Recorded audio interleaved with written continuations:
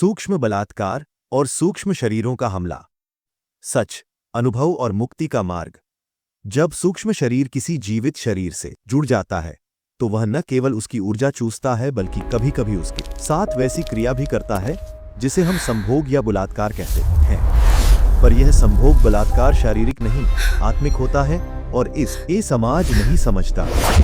कुछ साधक एवं साधिकाओं के अनुभव। एक सुबह मैं ध्यान में थी, गहरी साधना में डूबी हुई। अचानक मुझे महसूस हुआ कि कोई सूक्ष्म शरीर मेरे पास आया। वो मुझे जानता था, मैंने भी उसे पहचान लिया। उसने मुझे गले लगाया, फिर मेरे साथ संभोग जैसी क्रिया हुई, लेकिन मेरा मन शांत था, शरीर भी शांत था। कुछ अनुभव नहीं हुआ। फिर धीरे धीरे ध्यान टूटा। उठने पर शरीर बहुत भारी था और सिर में हल्का दर्द था। सपना जो सपना नहीं था, सूक्ष्म मिलन के बाद शरीर का भारी हो जाना। रात को सोते सोते अचानक मेरी नींद खुल गई, पर मैं हिल नहीं पा रही थी। शरीर अकड़ा हुआ था और सांसें धीमी थीं। मुझे साफ महसूस हुआ कि कोई मेरे पास है, अदृश्य लेकिन बहुत भारी ऊर्जा। वो मेरे ऊपर झुका, मुझे छू रहा था और फिर मेरे शरीर में एक हलचल शुरू हुई, जैसे कोई संभोग की प्रक्रिया चल रही हो। पर मैं न डरी न भागी। थोड़ी देर बाद वह ऊर्जा चली गई। सुबह उठने पर शरीर बहुत भारी था और सिर में हल्का दर्द था। ऐसा लगा जैसे कुछ असली हुआ हो, सपना नहीं। नींद में किसी स्त्री आत्मा का लगातार आना। हर रात एक ही सपना आता। एक स्त्री मेरे पास आती, सफेद साड़ी में। उसका चेहरा कभी साफ नहीं दिखता था। वो मुझे छूती थी, मेरे ऊपर झुकती थी और फिर जैसे मेरी ऊर्जा को खींच लेती थी। सुबह मैं थका हुआ उठता, कमजोर महसूस करता। कुछ समय बाद मुझे ये एहसास हुआ कि ये कोई सपना नहीं, ये कोई आत्मा थी जो मेरे साथ जुड़ गई थी। नींद में संभोग और सुबह शरीर से वीर्य निकलना। सूक्ष्म संभोग।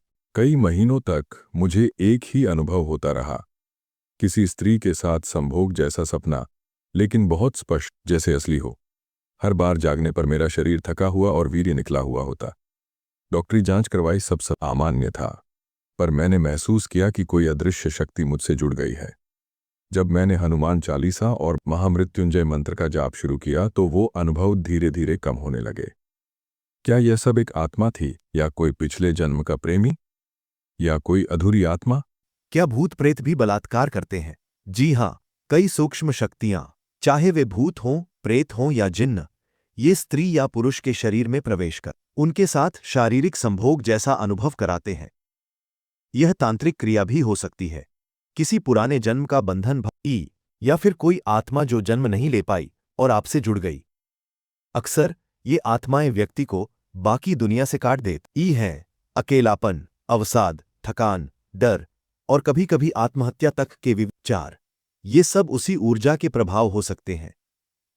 समाज क्या करता है? समाज इसे समझता नहीं, उल्टा पीड़ित को पागल कहता है, मेंटली डिस्टर्ब। पर सच्चाई ये है, ये होता है, ये दुखद है, ये भोगने वाले की पूरी जिंदगी को नर्क बना देता है।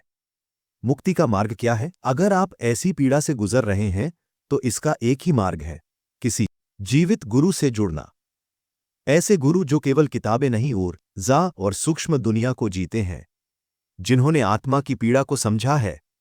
ध्यान, साधना और गुरु कृपा, यही है सही रक्षा कवच।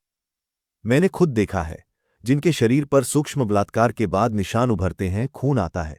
यह कोई मानसिक बीमारी नहीं, यह असली है, बहुत असली।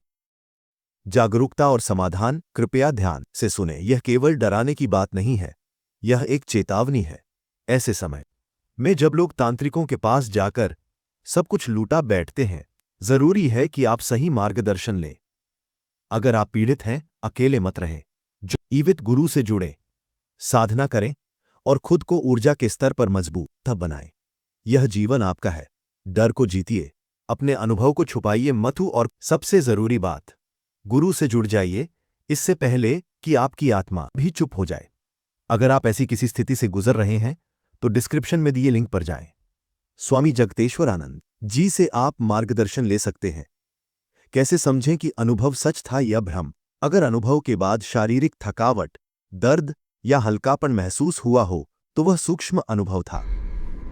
यदि अनुभव के दौरान भावनात्मक उथल-पुथल हुई हो या किसी विशेष आत्मा की उपस्थिति बार बार महसूस हो, तो वह मानसिक कल्पना नहीं थी।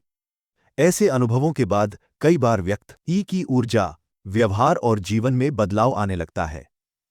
सुरक्षा और समाधान के उपाय: नियमित मंत्र जाप, विशेषकर रक्षात्मक मंत्र का जप करें, जैसे नमः शिवाय, हनुमान चालीसा, दुर्गा कवच। रात्रि में सोते समय दीपक जलाकर रखें और सकारात्मक ऊर्जा के साथ प्रार्थना करें। गुरु से संपर्क करें या किसी अनुभवी साधक से मार्गदर्शन लें। घर की ऊर्जा शुद्ध रखें, धूप, हवन, गंगाजल का छिड़काव करें।